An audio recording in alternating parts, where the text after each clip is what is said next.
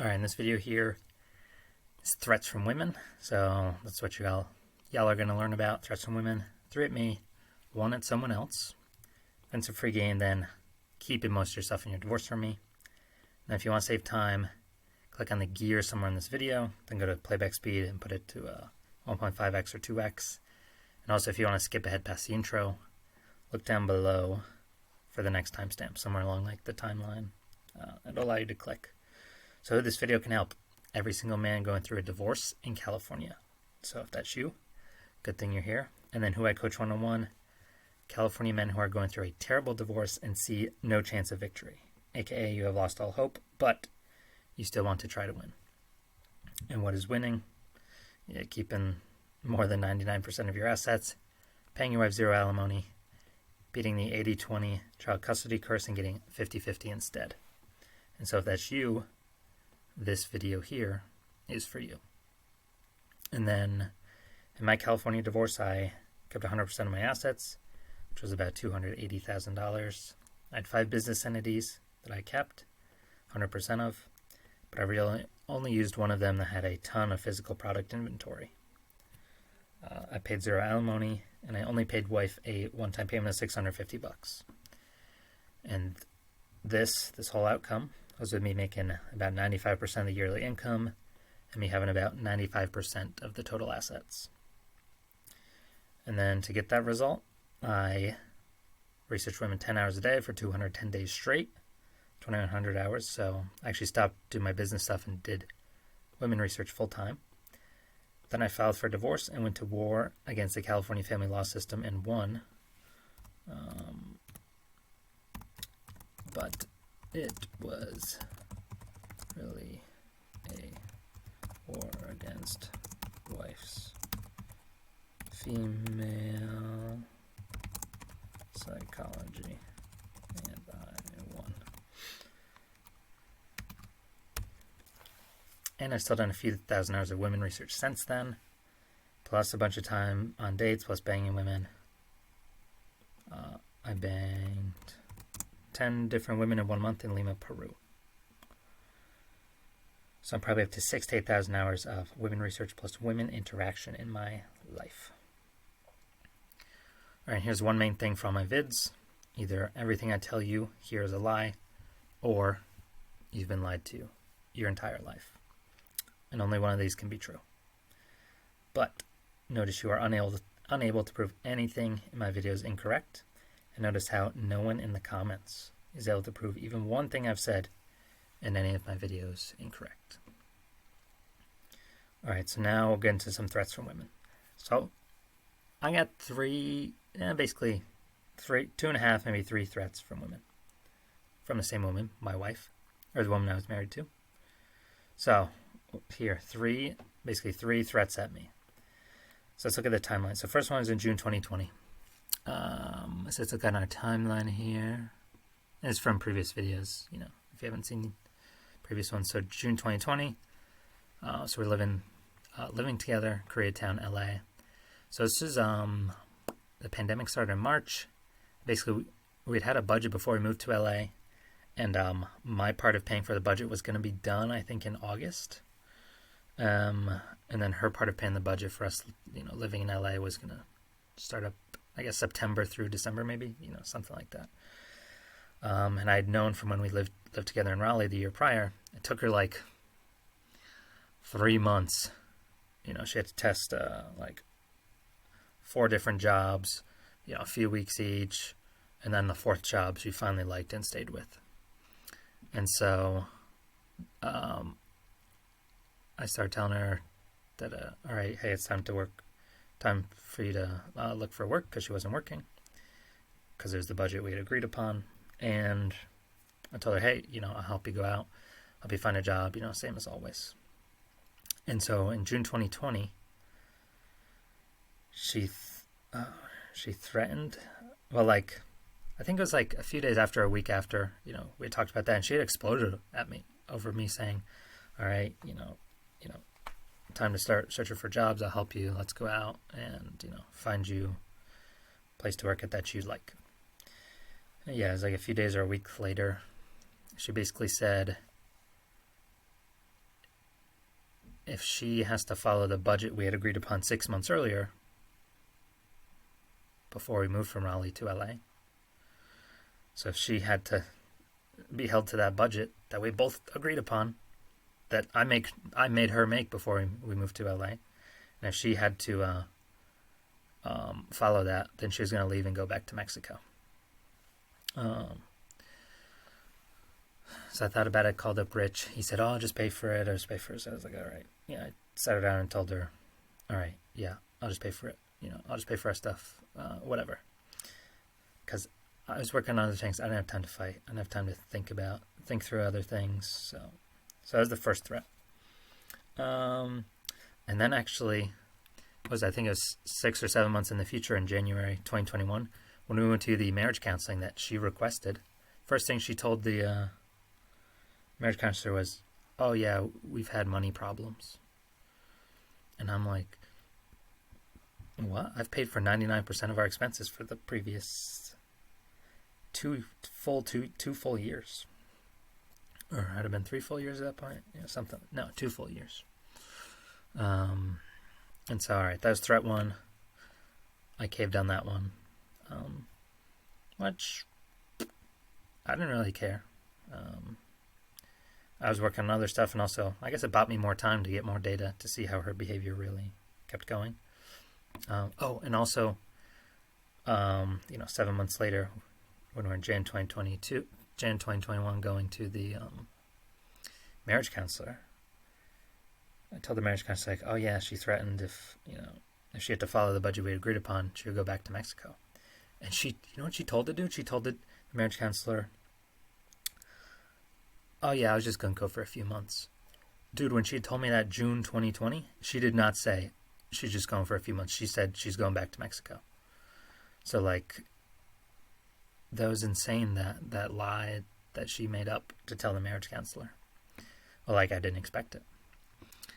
And let's see. So that's threat 1. Did anything bad come of it? No, not really. But that was definitely threat 1.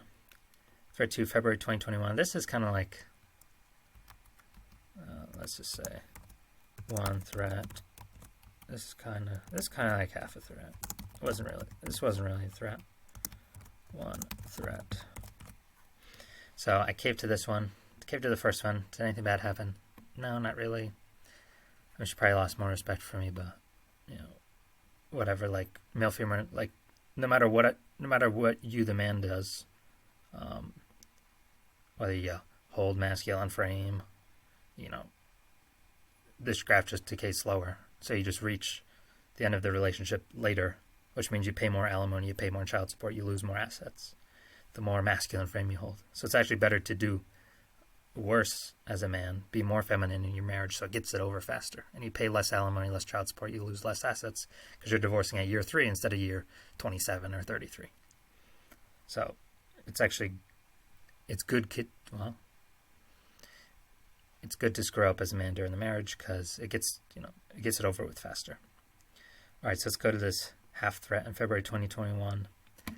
All right, so February 2021 here. So we had done the marriage counseling in January. Then she started canceling. She asked me to do it, and then when I agreed, then she started canceling the meetings, like after session 3 or 4 with the marriage counselors. Whatever. February 7th. I think that's when I went to the airport. Yeah, I think that's when I went to the airport. I had moved out, mailed all my stuff back to New York, boxed it up, mailed it to New York, and then I think came back together, went back with her, and then I think maybe it was like February 19th or something, where she was just kind of out of the blue said, just file the divorce papers, which wasn't a threat, but I guess it was half a threat. And that was like right before she went to Mexico, because I think she planned to go back to, bring the dog back to like get ready for a life without me. Sounds like half a threat. Did I file the divorce papers? No. Did she file the divorce papers? No. And then, so that's why I call it half a threat. And yeah, she didn't say, I'm going to file the divorce papers if you don't do X. No, she didn't do any of that. Oh, actually, I do have some more threats that I'm just thinking of now. Let's see. I think November 2020 is one threat.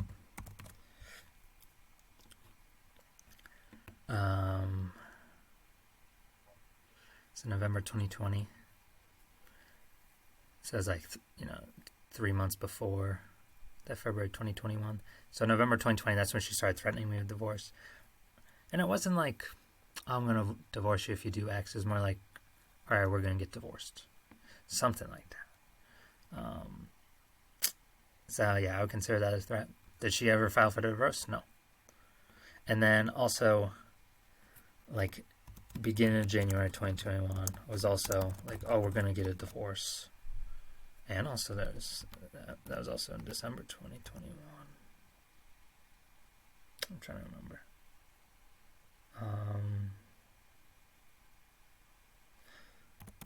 Okay, definitely November she did that. Definitely remember January. February 2021. Actually, we had the 1.5 threats. February 2021. Like that, a few days before she went to Mexico, she was like, all right, just file the divorce papers. And then also when I was texting her when she went down to Mexico to see her family, she's like, why are you being nice to me? We're getting a divorce. So I guess that's kind of also a threat as well. But she never ever filed divorce papers anymore, no matter how much she talked about it, how much she said about it. So actually, I've had 1, 2, 3, 4, 5. So I guess I've had 5.5 at me. And, you know, maybe a few more here and there. But I do remember the divorce threat stopped once I got jacked in the gym, which is interesting. So it looks like women really only attack when they sense or smell weakness. Yeah, definitely. I was threatened with divorce here. Oh, you know what? December 2020. I was threatened with divorce. Or no, December 2020. She said, if we don't go to marriage counseling, what'd she say? If we don't go to marriage counseling, I'm going to divorce you. I think it was something like that. So 1, 2, 3, 4, 5, 6. So 6.5 actually. And I think she gave me that. And like a few days later, it was so wild. Because I told her, no, I'm never going to do divorce counseling. Never going to do marriage counseling. Like prior to that, never going to do it. Never going to do it. And she said that. And then like, so that was December 2020. That was when I was living, I went away to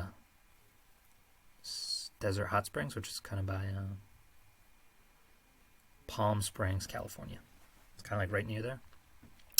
And so it was December 2020. Yeah, when I left for like 2 or 3 weeks, just to like, I don't know, test out, see what happens, blah, blah, blah. And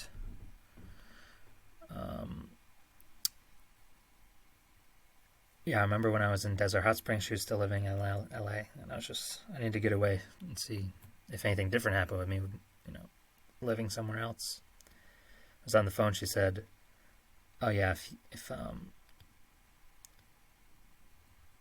I don't remember what the exact threat was, but it was basically something like, if we don't go to marriage counseling, then we're going to get a divorce. And obviously that is just, she's building up an excuse to tell her family, oh, he didn't want to go to marriage counseling, that's why I divorced him. So when I actually agreed to go, so she threatened that, in like December 2020. And then like 3 or 4 days later, I went back to New York. Because I was like, oh, well, if she,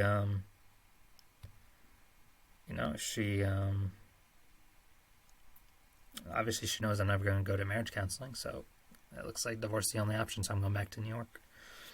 And it was wild when I told her that, because we would still talk on the phone. When I told her that, I was like, oh yeah, you said if we don't do marriage counseling, we're getting a divorce. So yeah, I decided to go back to New York because I'm not going to do marriage counseling. And you know what she did? Is on the phone and she went, literally she gasped when I just did what I told her I was always going to do, which is not go to marriage counseling. And did she ever file for a divorce? No. So again, all these threats were,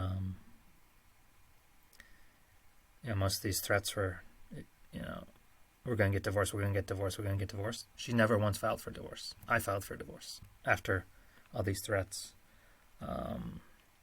So was this. So one threat was not about divorce.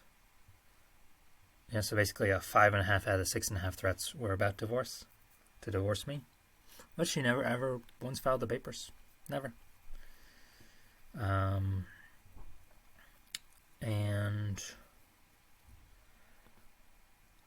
So those are basically all the threats. You can see the threats basically abated from March 2021 to October. Because in March I started going to the gym, getting jacked again. So she stopped, the threat stopped. And this threat, okay, so this October 2021 threat, this was after I'd served her with divorce papers, and she threatened to not sign the divorce papers. And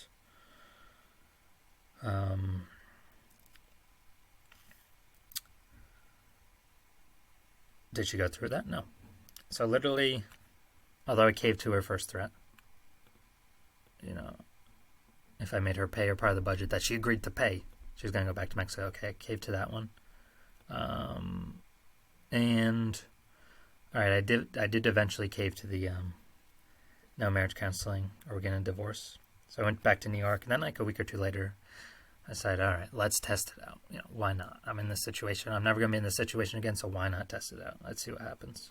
So I guess I caved to that one, which is why she got mad and then canceled, because she actually didn't want to go to divorce counseling. She wanted an excuse to tell her family of why she was leaving me to, the victim. So be like, oh, I wanted to go to marriage counseling, but he didn't want to. And you saw in the nuclear weapon video that I showed y'all, I told her whole family, yeah, she was threatening me with divorce, and then she asked to go to marriage counseling, and I agreed. And then she started canceling our marriage counseling appointments. And all right, so yeah, this is basically all the threats. Yeah, and this one, she's basically like, oh, I'm not going to sign the divorce papers. And the best thing to do now that I know is just ignore her.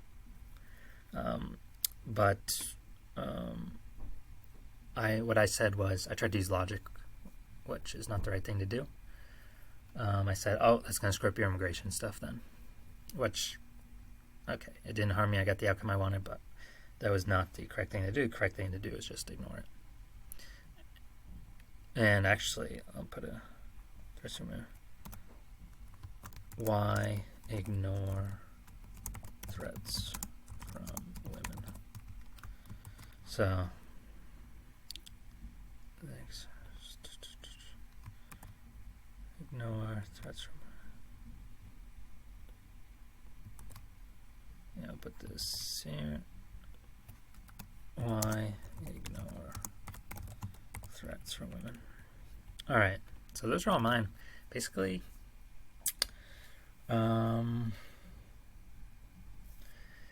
she followed through on 0 of her threats. Although I caved to 2 out of 6.5 of them. But even this December 2020, where I was living in basically Palm Springs, she was living in LA. She's like, if we don't go to marriage counseling, we're getting a divorce. And so I went back to New York. She still didn't file a divorce. This one where she's starting to not sign the divorce papers, I ignored it. I 99% ignored it. I guess I 1% responded. She didn't follow through on it. This one, I caved, so I can't really say. She threatened divorce here, didn't file divorce. She threatened divorce here, didn't file divorce. She threatened divorce here. Again, they were getting a divorce. She did not file divorce. She threatened divorce here. Again, she didn't file for divorce. This half is saying was just tell me, hey, go file the divorce papers. This threat here to not sign the divorce papers, she didn't follow through. So you're starting to see a pattern here where, well, in my case, she did not follow through on the divorce threats. Now we'll come to this video that I like. I'm going to put it on 2x speed, and we'll see what he's got to say.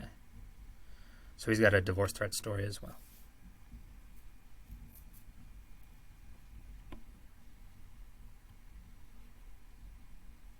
All right. When I told her I wanted to dissolve the relationship, all hell broke loose on such a level that I have never seen. Okay? We are talking hysterically crying, getting in my face, right? Swearing at me, threatening me, talking about what a piece of shit that I am. Okay?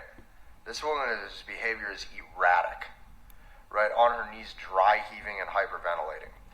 To the point where she took a iPhone cord charger. I had a 10-foot cord charger. She started wrapping it around her neck, started squeezing with it, saying she wanted to off herself right then and there. This is what I saw with my own two eyes. You can't make this up. So what I start doing is I start freaking out to some degree mentally, because I'm like, I've never seen anything like this before. And I start taking every single sharp object out of the house. So I start taking all the kitchen knives out of the house. My whole goal was I was going to put these in my car, and I was going to either drive them to my parents' house, or I was going to drive them to a friend's house, or I was going to get rid of every single thing that could be harmful. And something happened that I'll never forget. All right, so before he gets to that, when I went through the divorce and ended the relationship, I had nothing insane like this happen. So I think this is, super, super rare. To be honest, normally you only get this if you stay with the woman.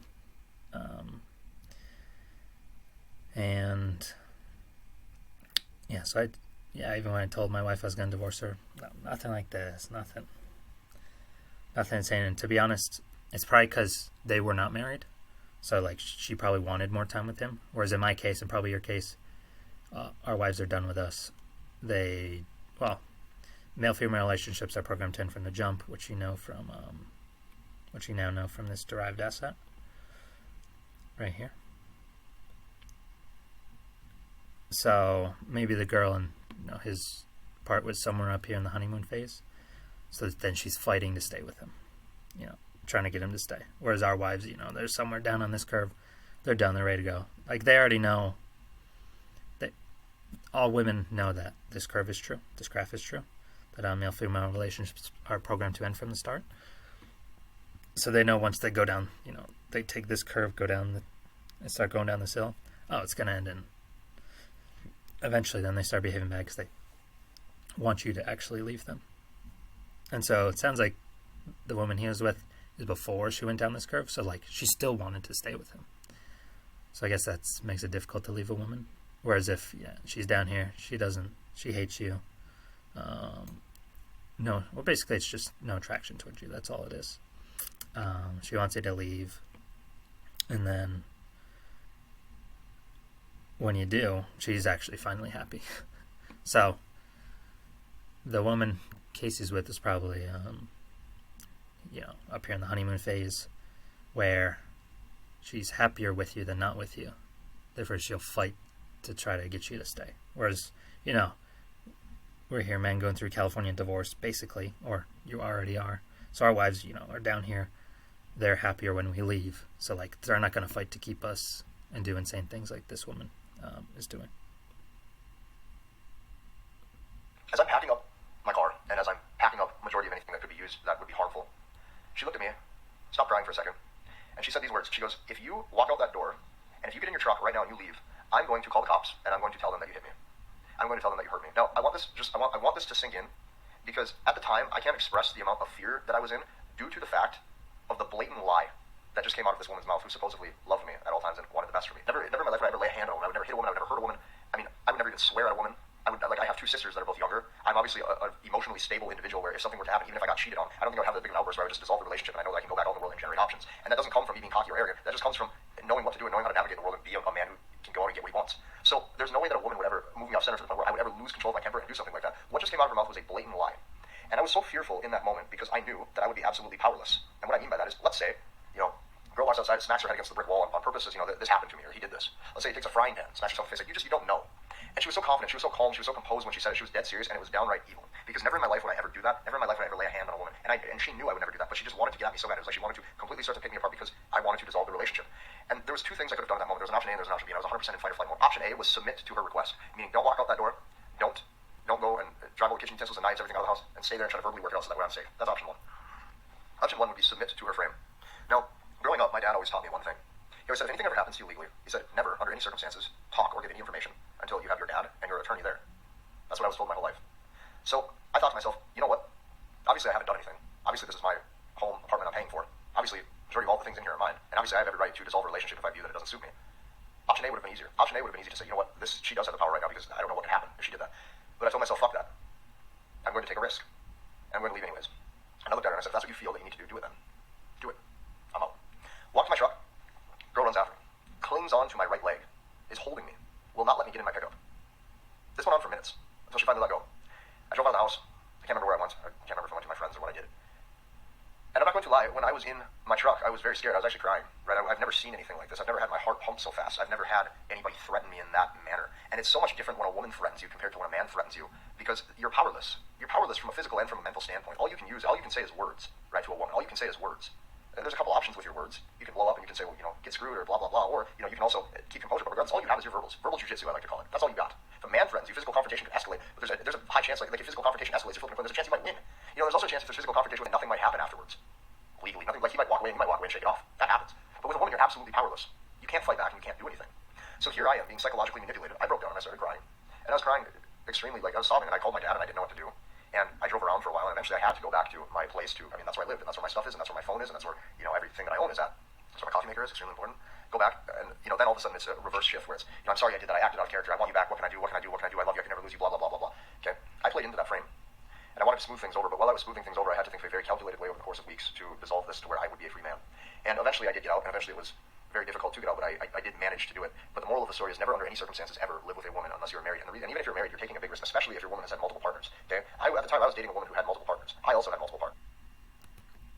Alright, so if you want to watch the rest of the video, right here. But basically, he didn't cave to the threats, and she didn't do anything. Dude, same with here, all these threats, she didn't do anything, although I did cave to this one, where she said, if you make me follow the budget we both agreed to, then I'm going back to Mexico. Alright, I caved, so we don't have any data on that one. But following the pattern of women just saying threats and not following through with them, we can see for 5.5 out of mine. So 100% of her threats that I ignored, she did not follow through on. And for this man, 1 out of 1, 100% of the threats from his woman he ignored, she did not act on. So we've got data here that literally 7.5 out of, take away this one. 6.5 out of 6.5 of the threats me and Casey Zander both encountered. So 100% of the threats we encountered that we ignored, the woman did not follow through on. And so that's why I advise everyone to ignore threats from women. Ignore threats from women / your wife. So I've done phone calls with men. And also, this goes back to the, let's see. When he told the woman, all right, do whatever you want. I'm going in my truck. I'm out. Then she ran and clung to his leg.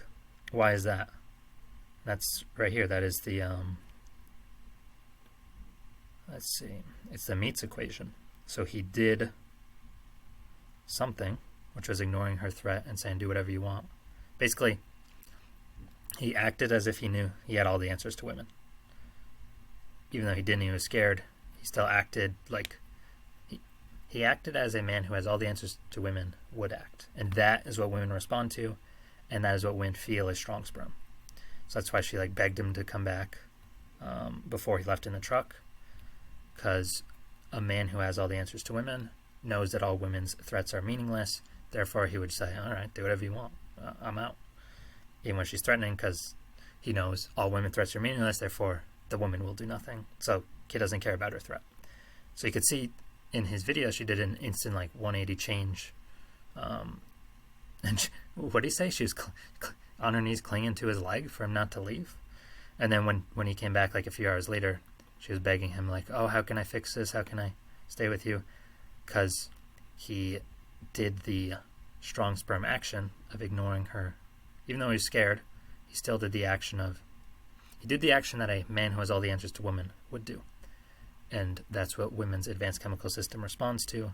That's what makes women treat men super nice, is when you act as a man who has all the answers to women would act, even if you do it on accident. And so he did the strong sperm thing up here, capital S, and so then she's super nice to him, nice and agreeable if you do the strong sperm thing. And so I've done calls with men where they say, oh, the woman threatened me to take the house and kids if I divorce her. All right, well, look, if you don't divorce her, after that threat, she's going to feel you're super weak, and she's going to file divorce and take your house and kids and your pension. And also, look, if you file from me doing all my research, going through my own divorce, if a woman files divorce, she will slaughter the man. If a man files for divorce, that's his best chance at not getting slaughtered. AKA, that's the best chance your wife will give you whatever you want, which is what I got. I got whatever I wanted in my divorce. So if your wife's threatening you, you need to file the divorce papers, because, again, 100% of the threats we just went through, the woman did not act on them. So that's why I say, so why ignore threats from your woman to life? So we saw from women/your wife, saw that 100% of the threats above, the women did not act on. And also just think of it from a warfare perspective. Men's preferred method of warfare is physical warfare, so fist, where women's preferred method of warfare is mental and emotional warfare. And so in the United States, men's warfare is illegal against women, but women's warfare is legal against men, which is, you're going through it right now. You can't beat down your wife physically, but she can beat you down mentally and emotionally. And so if we go back to, you can take the woman out of the cave, but you can't take the cave out of the woman. If we go back to this time, 500,000 years ago, living in these long huts in the woods, 20 men, 20 women. If a woman threatens a man, what happens? Well, there's no police, there's no court system. A dude just takes a rock, bashes over the head, and she's either unconscious and then never makes the threat again when the woman, comes back to consciousness, or he takes the rocks, bashes over the head till she's dead.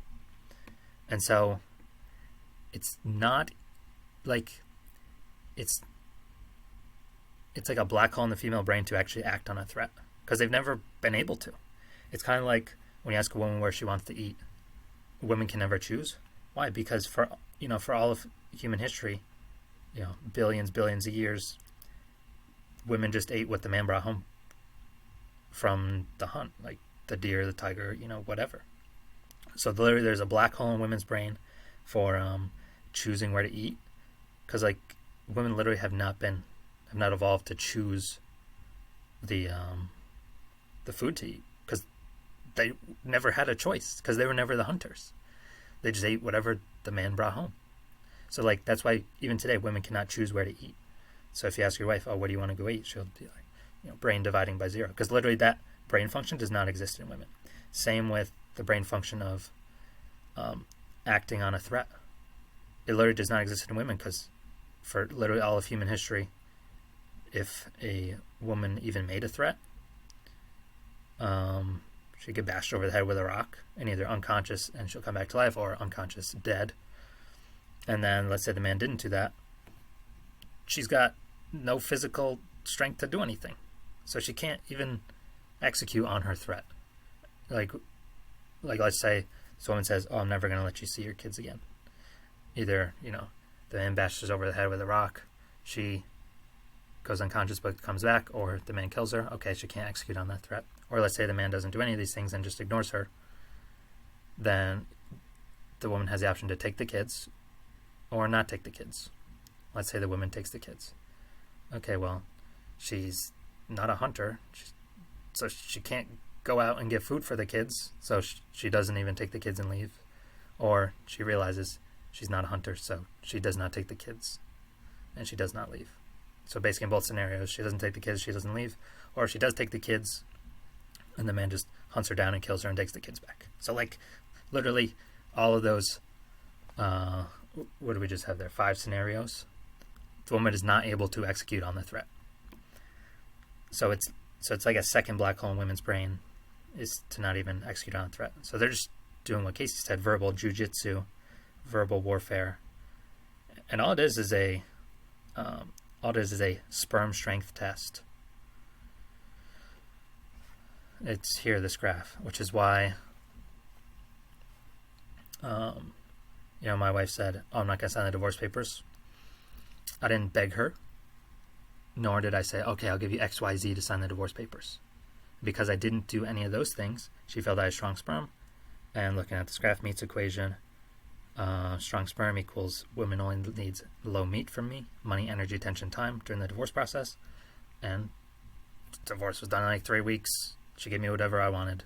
I kept everything I wanted. She got literally nothing. She kept her car, which literally was like $12,000 car with maybe like an $11,000 loan on it. So she got a $1,000 asset there and $650. She literally got zero. And so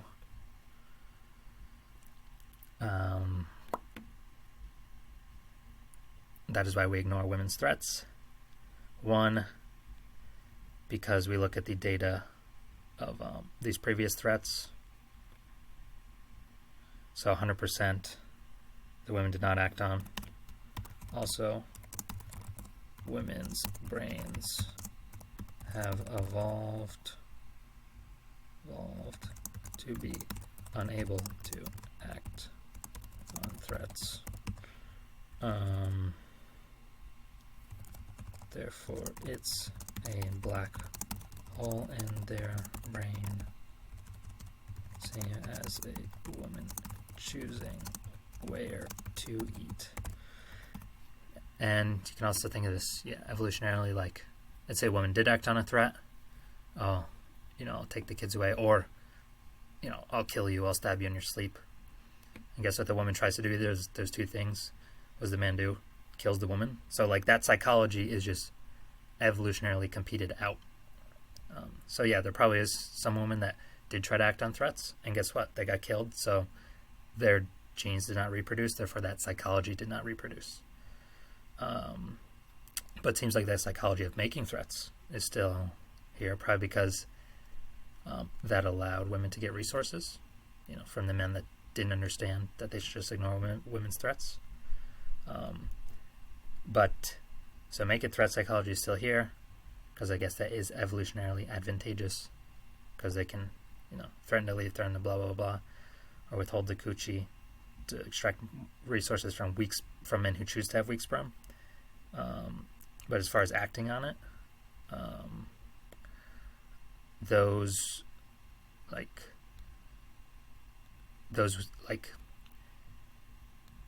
they can not act on it, because all throughout history they would have just been killed.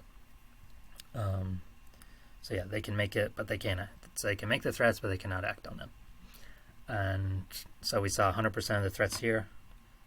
The woman did not act on it, even though she made the threat.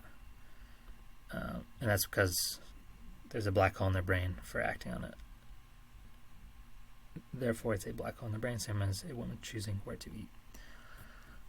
And so, basically, if your wife's saying, "Oh, if you file a divorce, we get divorced, I'm taking the house and kids," you definitely gotta, punch her in the face with divorce papers, or else she's gonna feel you're scared and feel your weak sperm.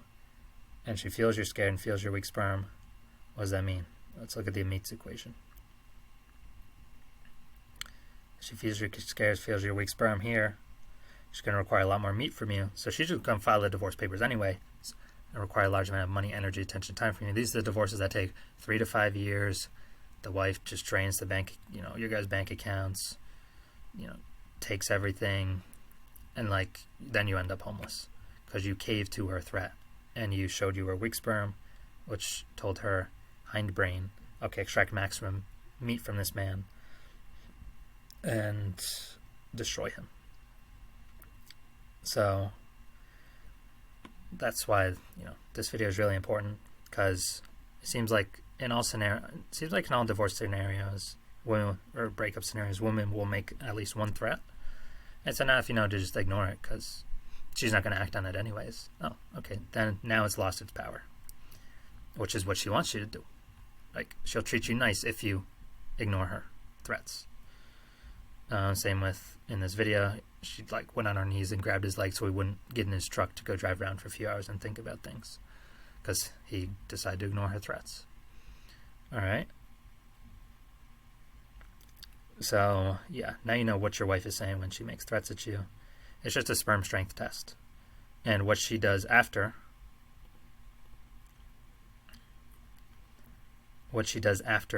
So she'll make the threat, you'll take your action, and she'll just base what she does. So she'll make the threat, you'll take your action, then she'll take her action, and her action is going to be based on your action, and your action is just your input into this meats equation for her. So if she feels you're weak sperm, she's going to take a large amount of money, energy, attention, time from you in the divorce when she files divorce on you, because on average women file divorce 90% of the time. But if you ignore her threat and don't care about it, and don't beg her, don't beg her to say, oh no, don't do that threat, don't do that. Also, do not offer, hey, I'll give you XYZ if you don't do that threat. So do not do any of these things. You just ignore it, as if she didn't even say anything. That's why I always, part of the game I give you guys is never ever argue with your wife. Just ignore what she says. Because if you ignore what she says, that turns you into strong sperm, capital S, which means lowercase MEAT when you file divorce on her. And look, you can stay living with her. If I know it's super emotional to emotionally cleave the relationship and do the legal process. So cool, file the divorce and just stay with her, same as I did. I stayed with my wife another 2 weeks after we signed the divorce papers to see if her behavior got better. But when it didn't, I was like, all right, I can leave with no consequences now because we already signed the divorce papers. All right. Yeah, so that is female threats, which never ever come to fruition. They only come to fruition if you bow down to them and beg them, no, please don't do that. But if you just ignore them, they won't do anything, because it's not in their brain to do anything, because they were all throughout history, they'd be killed if they did something. And so them doing something, aka acting on the threat, has been evolutionarily filtered out from their psychology, because the women that did do that were killed and they didn't reproduce. All right, now some free game. Whenever your wife tries to argue with you or starts some BS, hang up the phone instantly. Yep, go and click that red button, and no, don't explain to her why you're hanging up. If she's trying to argue with you via text, do not respond to any more of her texts for 24 hours. If she tries to argue with you in person, simply get up and put your shoes on and leave for an hour to walk around or drive around or go to the gym, go to the library, sit in the Walmart parking lot, and then see how much better behaved she is when you come back home. But this is only a short-term solution. Remember, the governing graph of your relationship is here, which we can see here, kind of like a point of view of your woman looking at you. She looks at you different over time, even if you're the same man. So her vantage point changes. So say your face is facing the left here the whole time, and she just sees half your face, half the back of your head. Then she sees just the back of your head. She's like, oh, he's changed. No, you're the same dude, just her relative vantage point towards viewing you has changed because her attraction has changed. All right. Yeah, it's only a short-term solution. Maybe it slows this curve a little bit, but this is still the dominant curve in all male-female relationships. Do not argue with her. Remove your attention from her. Do not blame her for anything. This is also a big one. She is only doing exactly what the universe is forcing her to do, because women are slaves to their emotions, and emotions is the universe speaking to us. So you blaming her for her bad behavior, showing that you as a man have chosen to not understand the universe, and the universe has programmed women to absolutely slaughter men who have chosen to not understand the universe. So, if you want to be slaughtered, blame her. If you don't want to be slaughtered, don't blame her. It's just the universe pulling the attraction lever. That's it. Because the universe doesn't want you to be married to human women. The universe wants you to be married to your dreams, the only woman who is not biologically programmed to leave you. Then see how much better she behaves after you do these things. But remember, this is only a short-term solution. It's just to get you so you can keep everything you want in your divorce. And, after she signs the divorce paper, sure, you can cave to her threats all you want. Or you could just leave. You could cave into her threats and see what happens, because now there's really no consequences because she's already signed the divorce papers. So we're just doing these things. So like in the short term, you get good behavior from her during the divorce process, and you get everything you want. And then, you can keep following this, or, do the wrong things and have her behave worse and worse. Because, well, it doesn't really matter, because now you can leave, and there's no consequences because you both have already signed the divorce papers. And since you know my stuff works, bring your credit card to me so you can pay in full to keep most of your stuff in this divorce. After you, tested this free game stuff. Let's see. Now, keeping most of your stuff in your divorce with me. So we got this California divorce doc here. So if you want all these notes, and probably more importantly, all these derived assets, there'll be a link for you to enter your info to get the link to this. And then you can click on this menu here. So we got all the chapters for all my videos. Just click it, go to it, open up the notes, scroll down through the notes, and then you can close the notes, and all the videos are linked right here when you open it up. So we're in this video here, Threats from Women.